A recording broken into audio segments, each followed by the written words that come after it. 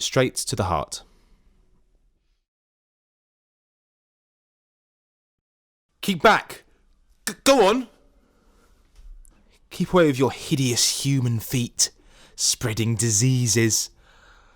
Oh, I'm sorry. I don't mean to be rude. It's this ash dieback disease. It's making me very, very jumpy. Okay, jumpy is perhaps the wrong word. We can't really jump or move much. Well, apart from sway from side to side in the wind and shake our branches to warn you about the witches.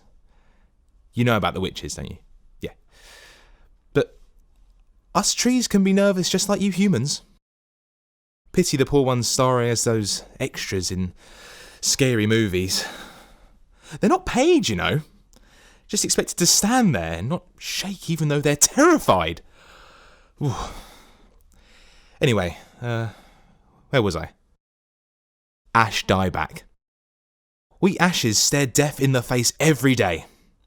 What's that? No, I don't have it yet, but it's only a matter of time. Especially if you and your hands and feet get too close. Go on! Get back!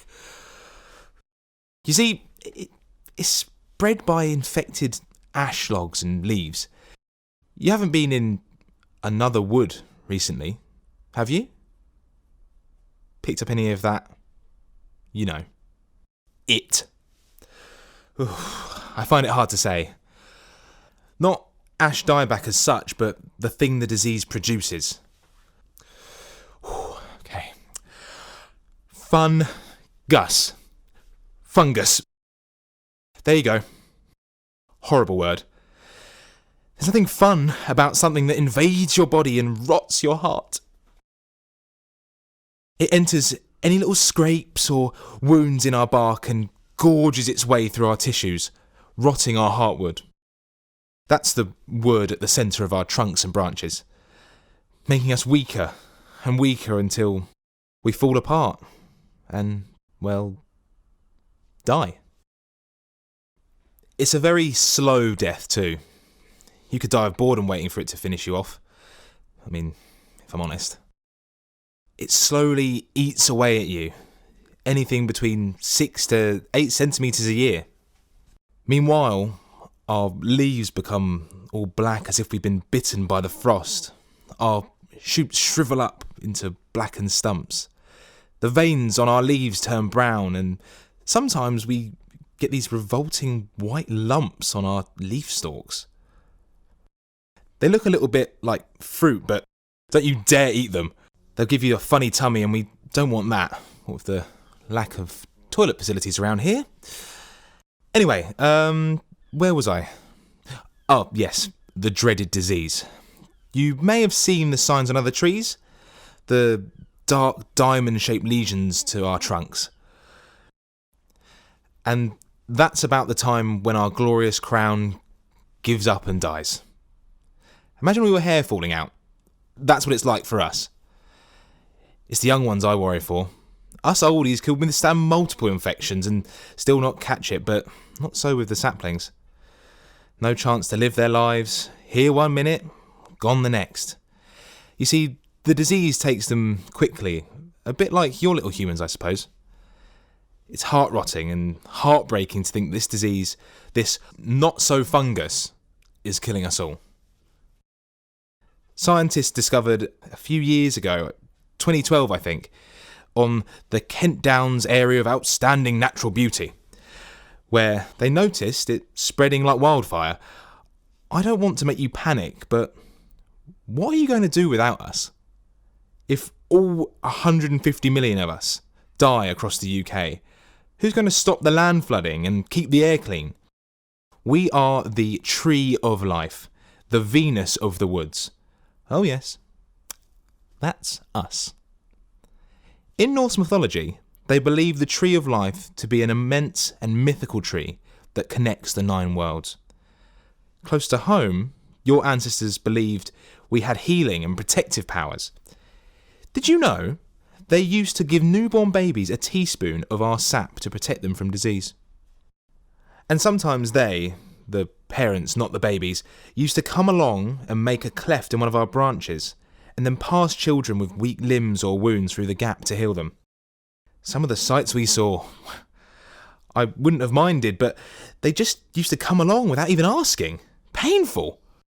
But to be fair, they did bind the two parts back together afterwards, to heal as the child healed. Oh yes, those were the days when people used to hold us in very high regard. Your ancestors were in fact very protective of us ashes, so if we were hurt, they thought they'd get hurt too. It was like having your own personal bodyguard. But all of that was a long time ago. Nowadays you just want us for our bodies.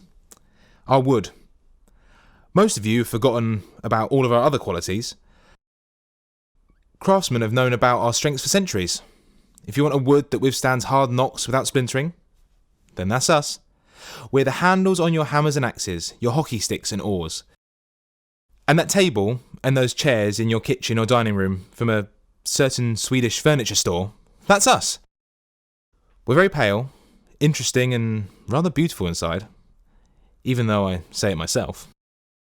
And if anyone dyes their hair around here, not looking at anyone in particular, apart from you, madam, next time you pop into the chemist, check out the hair dyes and you'll see the colour ash blonde. That's named after yours truly. Polish us up and we turn golden.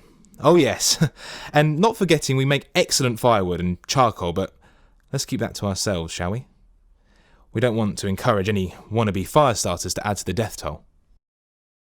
But it's not just our lovely selves that you'll miss when we're gone. Think of all the creatures that live off us. There's over 1,000 of them using us to nest in and feed off. You may not have heard of them all, but I bet you've seen some of them. I'm guessing you may have heard of the beautiful privet hawk moth. That's right. It's the one that looks like it's wearing a pink and black stripy jumper. Very fashion conscious. Shame it doesn't look so good as a caterpillar. Almost looks like a snake to me, wriggling all over our leaves, munching away in its bright green bodysuit.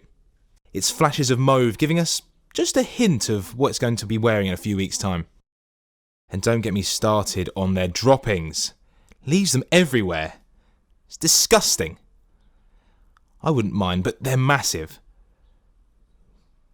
And whatever you do, don't mistake them for licorice like one visitor did a few years ago.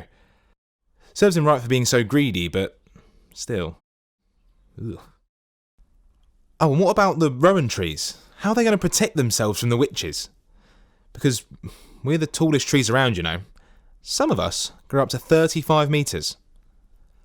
I was tall once. Honest.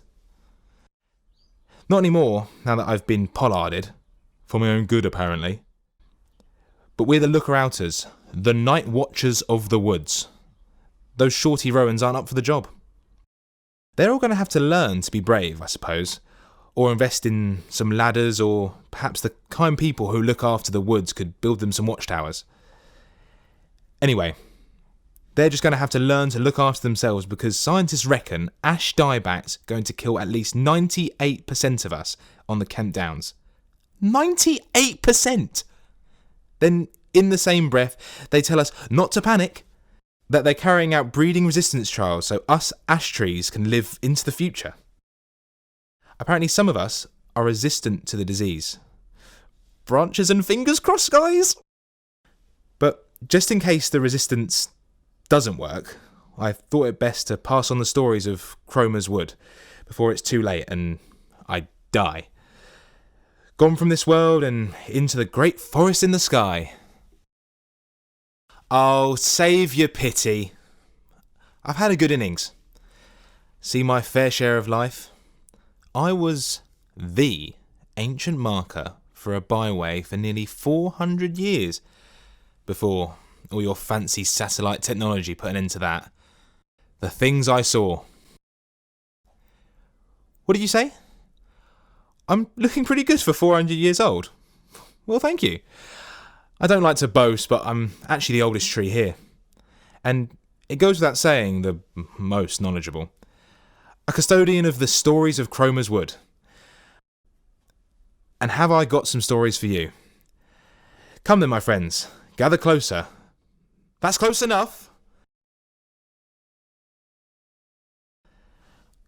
Long time ago, there be witches in these woods.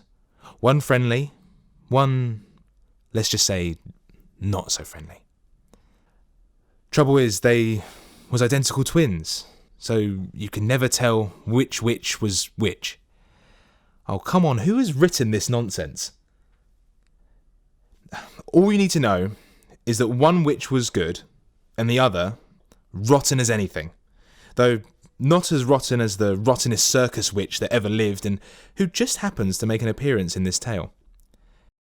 Farewell then, my friends, and be gone with you to listen to the tale of the Will You Marry Me tree. Straight to the Heart was written by Michelle Sheldon and read by Tom Pullen. Help create a Wilder Kent. Text Wilder Kent to 70470 and donate £5 today.